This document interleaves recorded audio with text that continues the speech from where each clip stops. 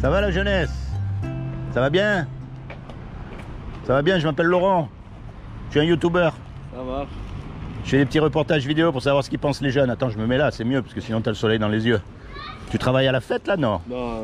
D'accord. Moi, ce qui m'intéresse un peu, c'est de savoir parce que un jour ou l'autre, toi et moi, on va mourir. À quel âge tu vas mourir? Moi, je te souhaite de vivre jusqu'à 120 ans, hein, avec tous les gens que t'aimes autour de toi, mais malheureusement, je peux pas te garantir 5 minutes. Alors, à ton avis, quand on meurt, on va où? Au paradis. Hein. Tu vas au paradis, toi? Ah ouais. T'es sûr? Certain. Comment t'es certain? J'ai pas fait de bêtises, j'ai rien fait encore. T'es sûr? Sûr. Ok, alors on va voir si t'as pas fait de bêtises. Parce que ça tombe bien, parce que quand on meurt, on va être jugé par rapport au bien ou au mal qu'on a fait. Donc on va voir si t'as fait du bien ou du mal. Tu connais les 10 commandements? Ouais, le film? Non, les 10 commandements, les vrais 10 commandements. Les vrais 10 commandements, c'est la loi morale parfaite de Dieu. Celui qui accomplit cette loi, il va au paradis direct. Alors on va voir. Il y a un commandement, il dit tu ne mentiras pas. Ah, est-ce que tu as déjà menti? Et attention, je te juge pas parce que moi j'ai lamentablement échoué au test. Hein. Ouais, j'ai déjà menti, oui. Donc, comment on appelle quelqu'un qui a menti? Un menteur.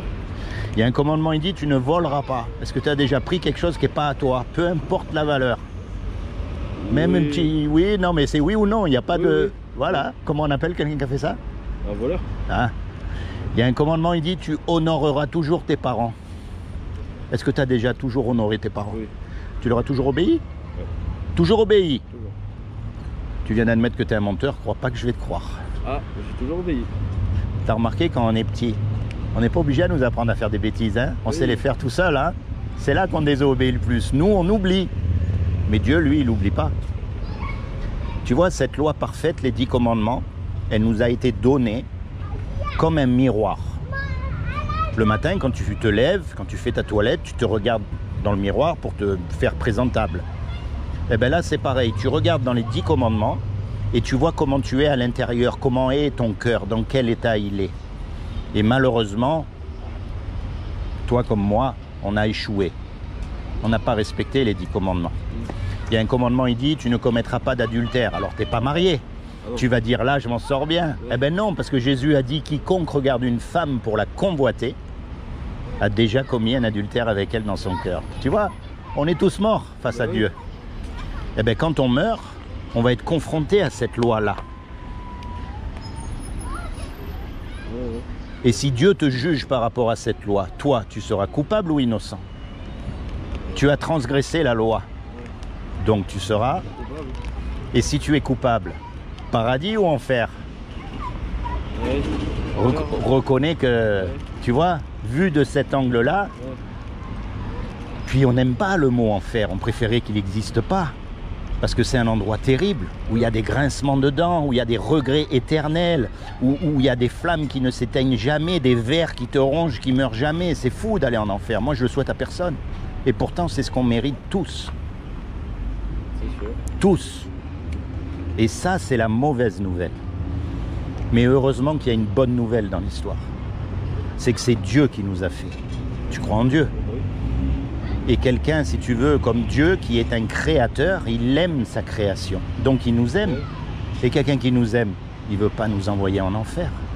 C'est sûr. Donc il a fait quelque chose pour que toi et moi, malgré qu'on soit coupable, on puisse éviter son châtiment. Tu sais ce qu'il a fait? Tu veux savoir? Comme il a trouvé aucun homme de parfait sur la terre, aucun, ni le pape, ni le rabbin, ni l'imam, ni le pasteur, ni qui tu veux, eh bien ce qu'il a fait, il est venu lui-même sur terre.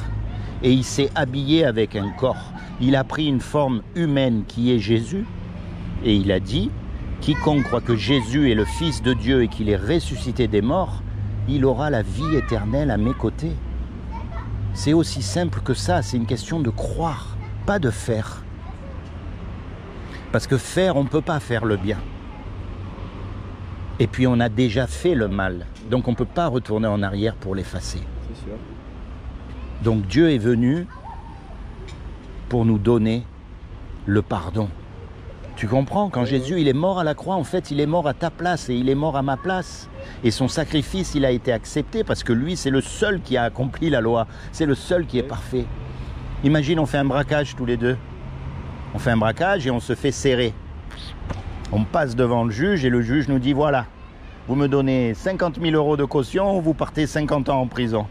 On n'a pas les sous, on ne peut pas retourner en arrière pour effacer le mal qu'on a fait.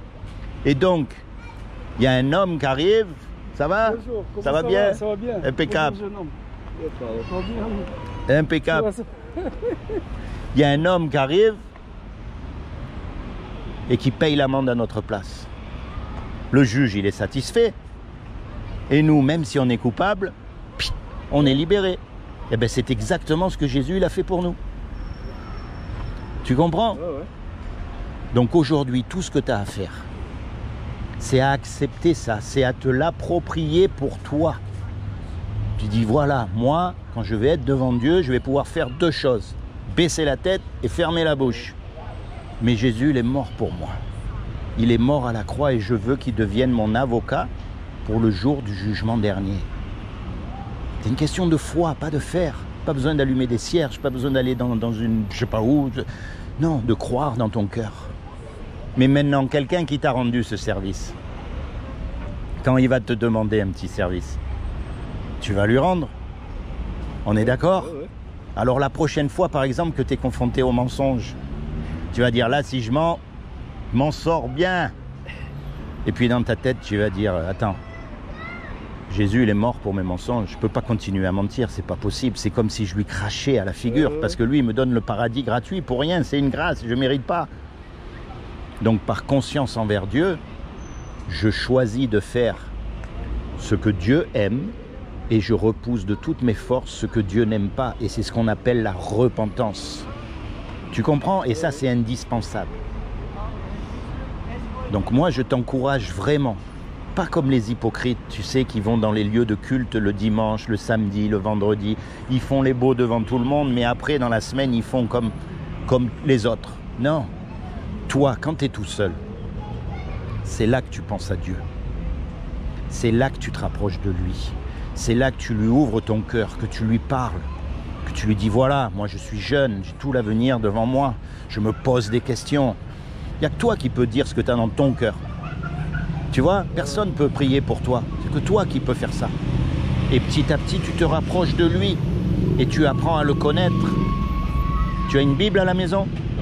Eh bien, tu te procures une Bible et tu lis la Bible. Alors dedans, c'est sûr, il y a des choses que tu ne vas pas comprendre. Moi, il y a des choses que je ne comprends pas. Mais c'est pas grave, les choses que je ne comprends pas. Après, j'ai déjà lu. Hein. Ben, il faut continuer à la lire. Il faut continuer, mon ami.